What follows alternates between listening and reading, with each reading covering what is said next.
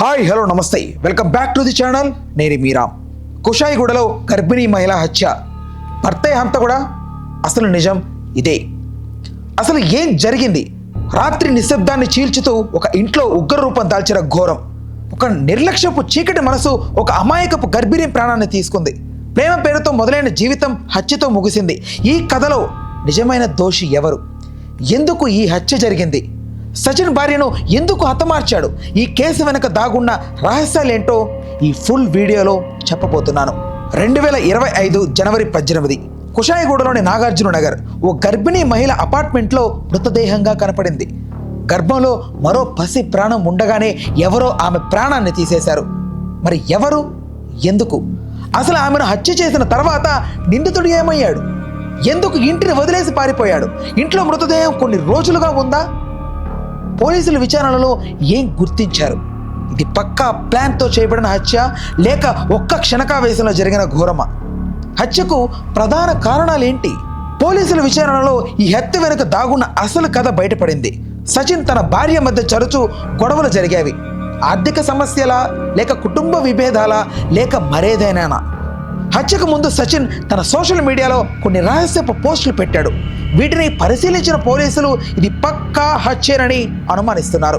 పోలీసులు దర్యాప్తు మరియు నిందితుడి అరెస్ట్ ఎప్పుడు జరుగుతోంది? మహిళా కుటుంబ సభ్యులు ఆమె మిస్సింగ్ గా ఉందని పోలీసులకు ఫిర్యాదు చేశారు.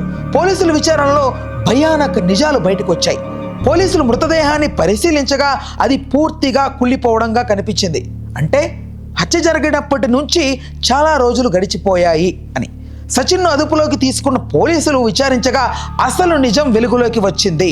సచిన్ తన భార్యను ఎలా హత్య చేశాడో పోలీసులు వివరించారు. మొదట చిన్న గొడవగా ప్రారంభమైన ఈ విషయం ఒక్క క్షణంలో హత్యగా మారిపోయింది. గర్భిణి అయిన ఆమెపై ఈ రాక్షస హృదయుడు ఎందుకు చేతులు వేశాడు? ప్రేమించాల్సిన మనిషి మృత్యువును ఎందుకు ఆహ్వానించాడు? కుటుంబ సభ్యులు ఆ ఆర్తనాదాలు ఒకసారి వింటే ఈ సంఘటనపై ఆమె కుటుంబ సభ్యులు ఏమంటున్నారో తెలుసా? నిందితుడి బంధువులు ఏమంటున్నారో తెలుసా? సచిన్ పై IPC 302 కేసు నమోదైంది. ఈ కేసులో అతని మరణశిక్ష లేదా జీవిత ఖైదు ఖాయమని న్యాయ నిపుణులు అభిప్రాయపడుతున్నారు. సచిన్ హత్యకు కారణమైన విషయం చివరకు అతనికి ఏ శిక్ష విధిస్తుందో చూడాలి. ఒక్కసారి ఆలోచించండి. ప్రేమతో కలిసిన జీవితం హత్యతో ముగియడం ఎంతో దారుణం. ఇలాంటి ఘటనలు మళ్ళీ మళ్ళీ జరగకుండా ఉండాలంటే మనలో మానవత్వం మేల్కొల్పాలి. ఇలాంటి సంఘటనలు మళ్ళీ జరగకుండా ఉండాలి. మీ అభిప్రాయాన్ని ఖచ్చితంగా కామెంట్స్ రూపంలో తెలియజేయండి. వీడియోను లైక్ చేసి షేర్ చేయండి. మరిన్ని అప్డేట్స్ కోసం వెంటనే మన ఛానల్ అయితే సబ్స్క్రైబ్ చేసుకోండి. Stay tuned to the our channel. నేను మీరామ్.